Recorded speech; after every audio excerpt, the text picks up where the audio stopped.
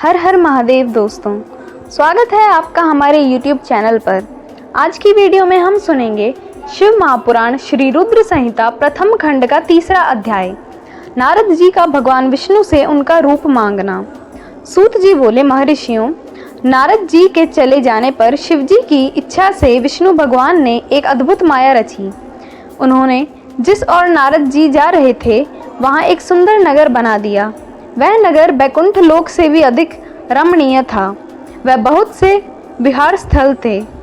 उस नगर के राजा का नाम शील निधि था। उस राजा की एक बहुत सुंदर कन्या थी। उन्होंने अपनी पुत्री के लिए स्वयंवर का आयोजन किया था। उनकी कन्या का वर्ण करने के लिए उत्सुक बहुत से राजकुमार पधारे थे। वहाँ बहुत चहल पहल थी। इस नगर की शोभा देखते ही नारद जी का मन मोहित हो गया। जब राजा शील निधि ने नारद जी को आते देखा तो उन्हें सादर प्रणाम करके स्वर्ण सिंहासन पर बिठाकर उनकी पूजा की। फिर अपनी देव सुंदरी कन्या को बुलाया, जिसने महर्षि के चरणों को प्रणाम किया। नारद जी ने उसका परिचय कराते हुए शील निधि ने निवेदन किया, महर्षि, यह मेरी पुत्री श्रीमती है। इसके स्वयंवर का आयोजन किया गया है। इस कन्या के गुण दोषों को बताने की कृपा कीजिए। राजा के ऐसे वचन सुनकर नारद जी बोले, राजन, आपकी कन्या साक्षात लक्ष्मी है। इसका भावी पति भगवान शिव के समान वैभवशाली, त्रिलोकजयी, वीर तथा कामदेव को भी जीतने वाला होगा। ऐसा कहकर नारद मुनि वहां से चल दिए। शिव की माया के कारण वे काम के वशीभूत ही सोचने लगे कि राजकुमारी को कैसे प्राप्त करूं। स्वयंवर में आए सुंदर एवं वैभवशाली राजाओं को छोड़कर भला यह मेरा वर्ण कैसे करेगी। वे सोचने लगे कि नारियों को सौंदर्य बहुत प्रिय होता है। सौंदर्य को देखकर ही श्रीमती मेरा वर्ण कर सकती है।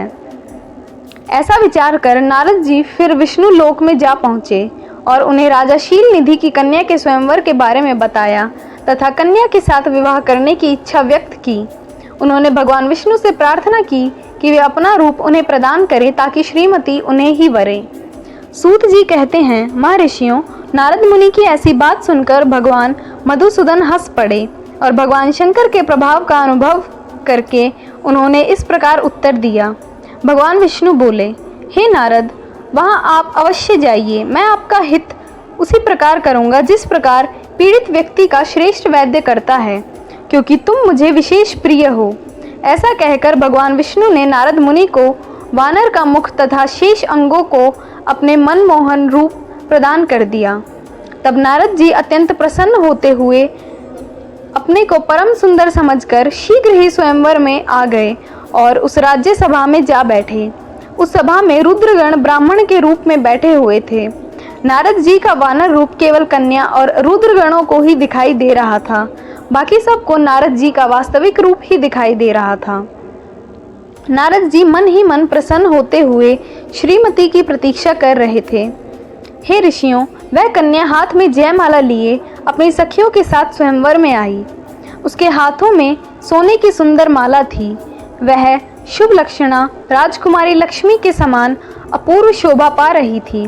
नारद मुनि का भगवान विष्णु जैसा शरीर और वानर जैसा मुख देख वह कुपित हो गई और उनकी ओर से दृष्टि हटाकर मनोवांछित वर की तलाश में आगे चली गई।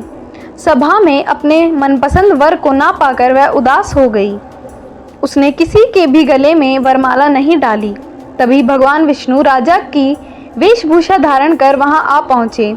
विष्णु जी को देखते ही उस परम सुंदरी ने उनके गले में वरमाला डाल दी।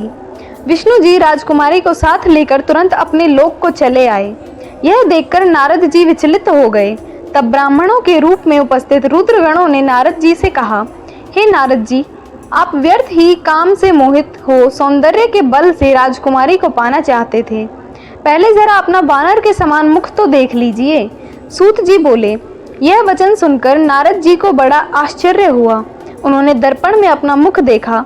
वानर के समान मुख को देखकर वे अत्यंत क्रोधित हो उठे तथा दोनों रुद्रगणों को श्राप देते हुए बोले, तुमने एक ब्राह्मण का मजाक उड़ाया है, अतः तुम ब्राह्मण कुल में पैदा होकर भी राक्षस बन जाओ।